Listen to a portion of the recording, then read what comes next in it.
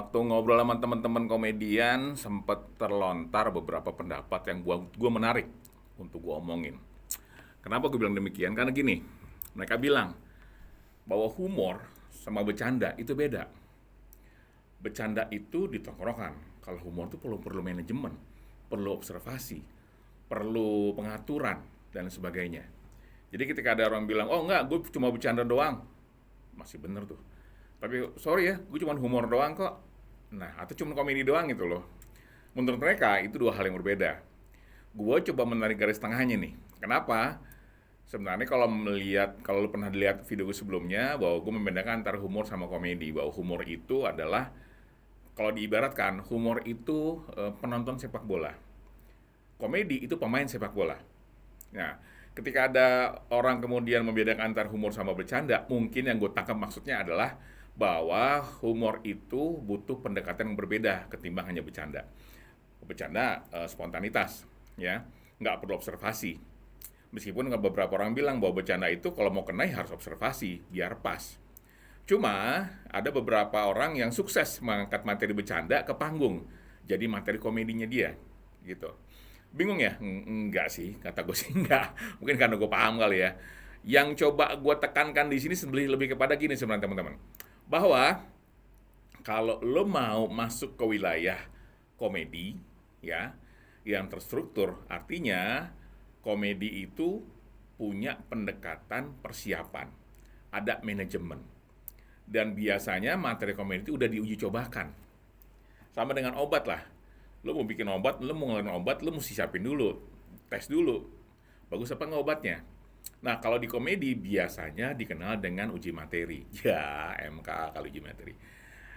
Jadi kira-kira gini, uji materi itu ngetes materi gue kemakan apa enggak nih.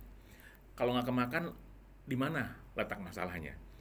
Kalau kemakan, oh ini cara pendekatannya, ya. Jadi semua yang tampil dalam materi komedi yang disampaikan oleh komedian biasanya telah melalui berbagai macam proses.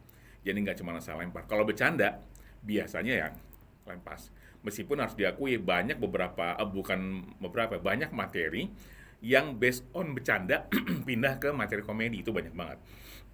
Makanya kalau lo lihat komedinya Vincent Desta itu adalah bercandaan-bercandaan tongkrongan yang naik ke layar kaca. Dan untuk orang yang setongkrongan atau sefrekuensi sama mereka itu paham banget sama materi-materi yang disampaikan sama mereka. Atau ketika lo ngelihat seorang Surya Insomnia yang bisa menyampaikan materi-materi terkait kejadian masa lalu. Misalnya waktu zaman gue kecil tuh sabun itu kan sabun batangan ya, nggak kayak sabun sekarang, sabun cair.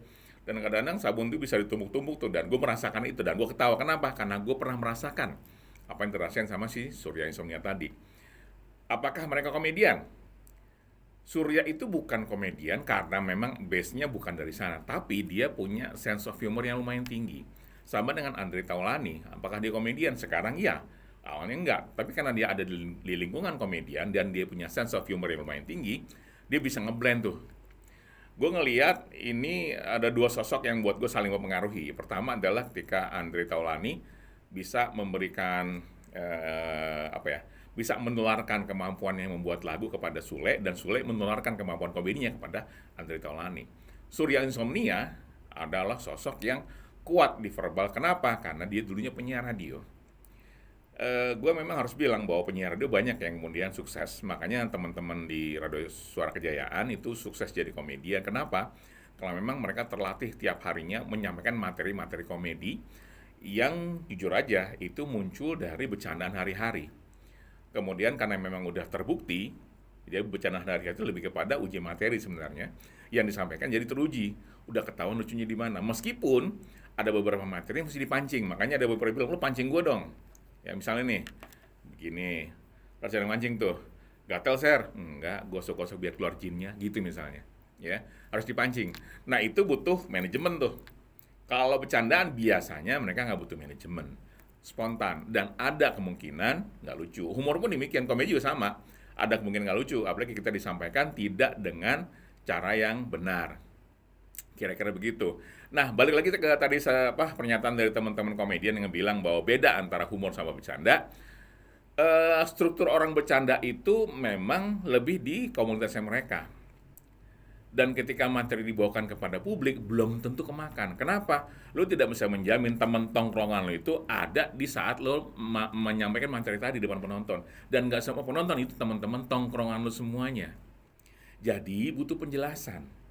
Kecuali ya, mereka punya pengalaman yang sama dengan kita. Itu baru bisa tuh. Tapi kalau mereka nggak punya pengalaman yang sama, dikhawatirkan materi tadi nggak akan kemakan tuh sama orang-orang yang lu sasar sebelumnya. Nah, teman-teman sekalian, lagi-lagi mungkin apa enggak orang yang suka bercanda jadi komedian? Sangat mungkin. Mungkin banget, dan terbukti sampai sekarang banyak bercanda-bercandaan yang kemudian pindah ke layar kaca. Jadi materi humor, jadi materi komedi, dan kemakan banget. Tapi itu artinya si pelaku itu punya kemampuan untuk memindahkan hal tadi ke layar kaca. Ya, punya potensi nggak lucu, iya, kan nggak semua orang di layar kaca itu mengalami apa yang kita alami sebenarnya.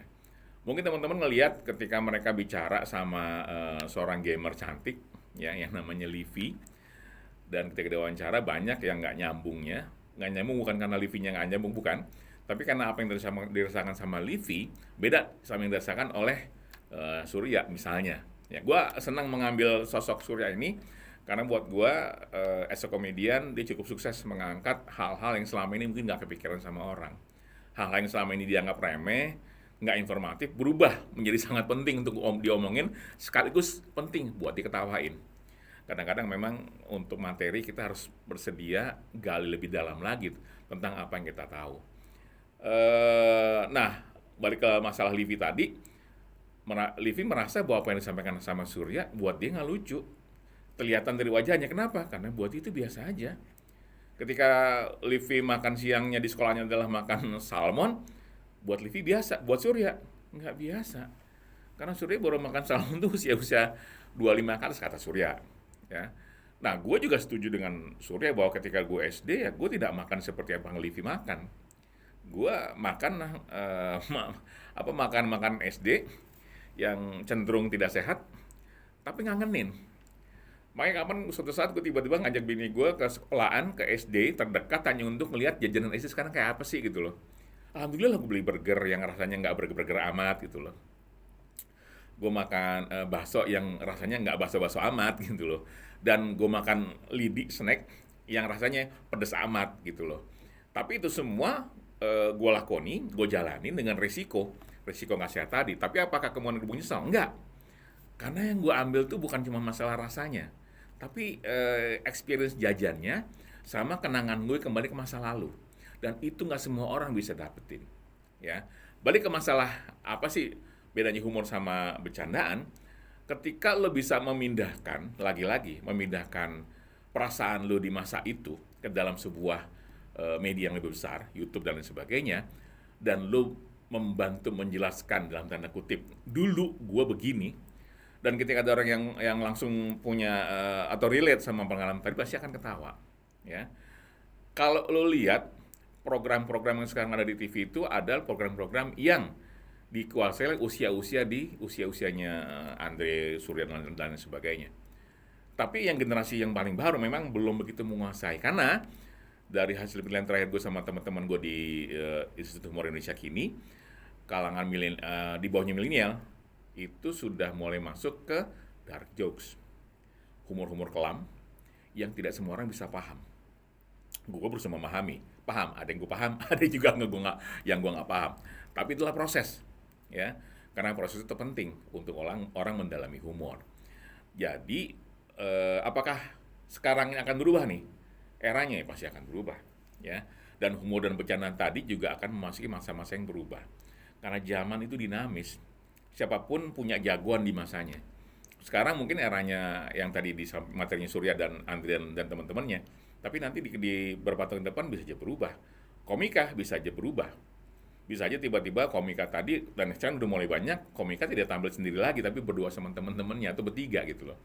Pasti akan bergeser. Kita tinggal lihat sedinamis apa dunia humor dan dunia komedi di Indonesia dan dunia bercanda di Indonesia. Kadang-kadang gue akan pengen bikin festival bercanda nasional gitu loh. Festival bercanda tingkat nasional. Nah, itu aneh dan ajaib. tapi kayaknya enak kalau nanti kita rencanakan untuk sirkuit dibuat. Oke, itu aja tentang humor dan bercanda.